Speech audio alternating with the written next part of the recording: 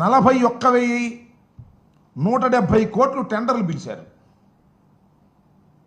విన్నారు కదా, 48,000 కోట్లు ఖర్చు పెడతామన్నారు. 41,000 కోట్ల రూపాయలు పైచీలకు టెండర్లు పిలిచారు. ఖర్చు పెట్టింది ఎంత అంటే 5,587.28 కోట్ల రూపాయలు ఖర్చు పెట్టారు. చెప్పింది ఏంటి, చేసింది ఏంటి చూస్తే మనకు అర్థమవుతుంది.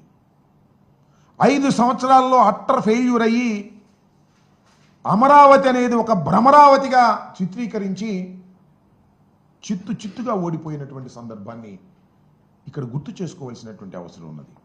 ఇక్కడ ఒక విషయాన్ని నేను చెప్పదలుచుకున్నాను. వైఎస్ఆర్ కాంగ్రెస్ పార్టీ ఏదో అమరావతికి వ్యతిరేకమని, వరల్డ్ క్లాస్ క్యాపిటల్ని నిర్మిస్తుంటే కడుపు మంటతో మేము మాట్లాడుతున్నామనేటువంటి మాట పలుమార్లు చెప్తున్నారు. ఇది వాస్తవం కాదని చెప్పదలుచుకున్నాను. ఆంధ్రప్రదేశ్ విడిపోయింది, గాయపడి విడిపోయింది. రాజధాని లేదు. రాజధాని నిర్మాణానికి కేంద్రం 2,500 కోట్ల రూపాయలు ఇస్తామని చెప్పింది. రాజధాని నిర్మించుకోవాల్సిన పరిస్థితి ఏర్పడింది. ఆర్థిక పరిస్థితి బాగోలేదు. హైదరాబాద్ లాంటి పట్టణాన్ని కోల్పోయాం. అక్కడి నుంచి ఇక్కడికి వచ్చేసాం. 10 సంవత్సరాల పాటు హైదరాబాద్లో ఉన్నటువంటి ఇన్ఫ్రాస్ట్రక్చర్ని రాజధానిగా ఉపయోగించుకునేటటువంటి ఫెసిలిటీని మనకి విభజన చట్టం కల్పించింది.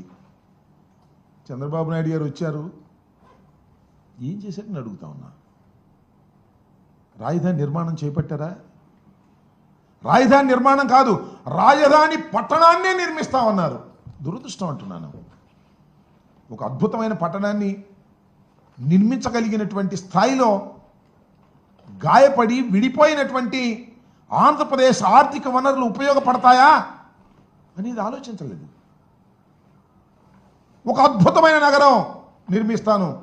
ఎంతండి అద్భుతమైన నగరాన్ని నిర్మించడానికి? 1,00,000 కోట్ల. 1,00,000 కోట్లతో అద్భుతమైన నగరాన్ని నిర్మించడానికి కావలసినటువంటి ఆర్థిక వనరులు ఆంధ్రప్రదేశ్కు ఉన్నాయా? లేవు కదా. లేకపోయినా నేను నిర్మిస్తానని చంద్రబాబు నాయుడు గారు కలలు కన్నారో లేకపోతే ఆశపడ్డారో నాకు తెలియదు, కానీ కొంప ముంచేశారని ఈ సందర్భంగా నేను చెప్పదలుచుకున్నాను. 5 సంవత్సరాల పాటులో నేను ఇంతకుముందు చెప్పినట్టుగా 48,000 కోట్లు ఖర్చు పెడతామని కేవలం 5,000 పైచీలు కోట్లు ఖర్చు పెట్టి గంగలో ముంచేశారు. రైతుల దగ్గర నుంచి 33,000 ఎకరాలను సేకరించారు. రైతులకు ఏం చెప్పారండి? అద్భుతమైన ఫ్లాట్లు ఇస్తామన్నారు, రిటర్నబుల్ ఫ్లాట్స్ ఇస్తామన్నారు, మిమ్మల్ని లక్షాధికారులను చేస్తామన్నారు. ఎంత చేశారండి? ఇప్పటివరకు ఇచ్చారా? 68% మాత్రమే రిజిస్టర్ చేశారు. ఇంకా 32% ఇంకా రిజిస్టర్ కాల. చంద్రబాబు నాయుడు గారు